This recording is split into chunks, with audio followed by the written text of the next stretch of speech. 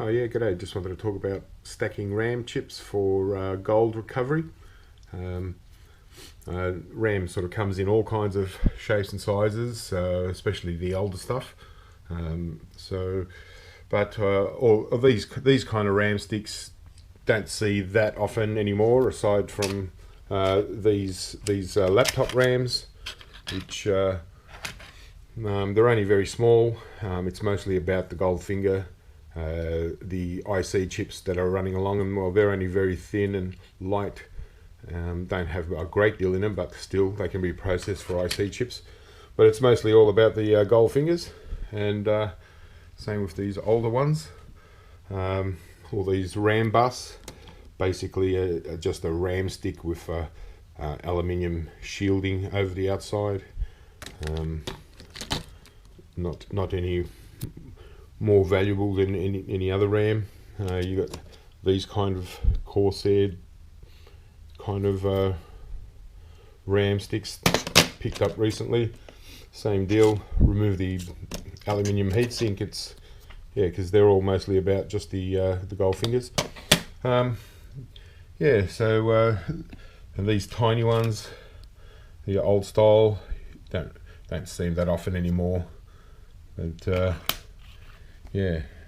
and these heavy ones, they've got the double-sided thick IC chips, so as well as cutting the fingers and processing, or you can first remove all these IC chips and then process the board as as one big gold finger, I suppose, instead of having to cut off the actual fingers.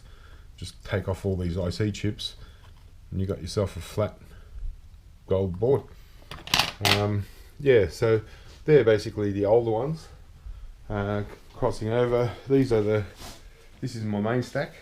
It's your regular RAM sticks, and as you can see, there's quite a collection. There's about so far I think there's about 1,500 RAM sticks, and lots of gold fingers, and one day I'll process all these as precious metal recovery.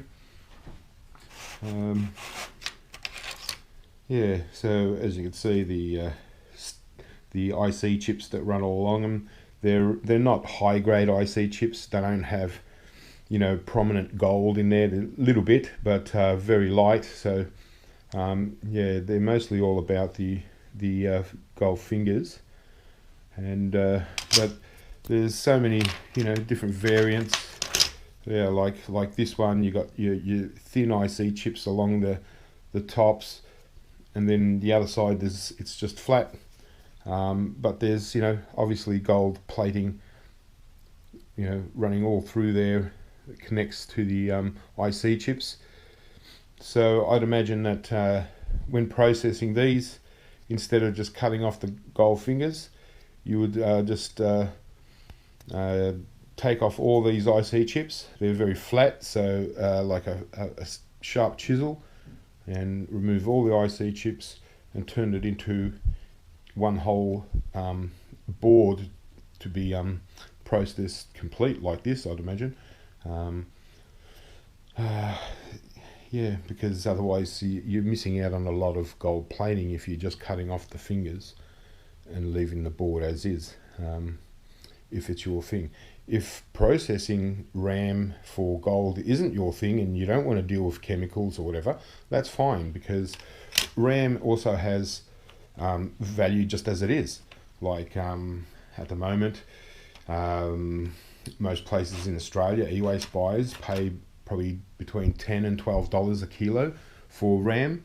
I pay actually $15 a kilo if anyone wants to sell it to me, because obviously I want to add to this collection, so I'm prepared to pay a little bit more than what your big e-waste buyers will buy them for. So but aside from that, so as I was saying, so there's no need to think, I'm not going to stack these because I don't want to have to go through all the chemical process in the end. Well, that's no worries. They have a set value that it's an international value, pretty much. It's based on the gold content and how much we can extract, and at the moment in Australia, like I said, $10 to $12 a kilo, unless you can sell them to me and I'll give you $15 a kilo. Yeah, so that's the option if you don't want to process them yourself. It's still stacking gold in a form of electronic component. So, you know, you can still, you know, if you just want to just value by, value them at $15 a kilo, and then just stack kilos, you know, and you know you got 1 kilo, well there's $15. But for a lot of other people, prefer to stack RAM for to process ourselves and to extract the, you know, all the gold and whatever. So you know, these little fine IC chips, you can remove the whole lot and process those IC chips separately as you would any other IC chip, and then that would leave you with some boards, some, you know, RAM sticks that have just mostly green, there's no real gold, and then you'll have other ones where, you know, in this case I would just remove the fingers and process the finger, and there wouldn't be much on this board after that. Whereas like the one I showed you here, after removing the IC chips, you know, I wouldn't just process the finger, I'd probably try and process this whole board, because of, you know, there's just as much gold running along there almost as there is on this side of finger. So maybe once you remove these IC chips, there might be more plating underneath on that board that we want to get to. So yeah, so that's it. Just a little quick one on stacking RAM chips for precious metal recovery. And you know, they build up. I guess each PC, like this 1500 here, is, you know, would have been the contents of at least, I don't know, 500 PCs, or actually probably more.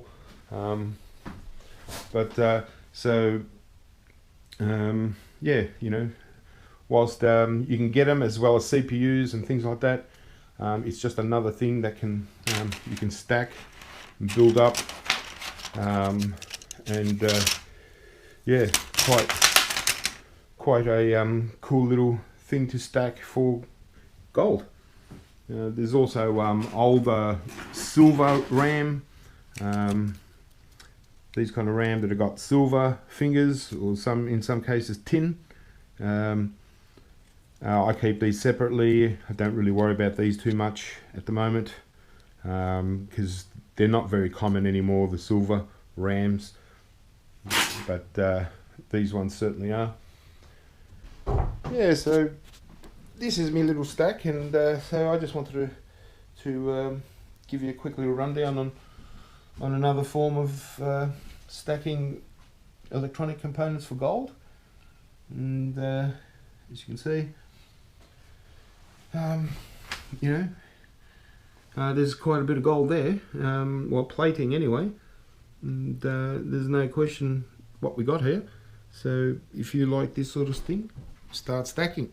And if you got some RAM sticks you wanna sell, maybe contact me at here through YouTube, or at Scrap Forum, and I'll buy your RAM sticks off you, no worries. Okay, well, keep stacking, have fun.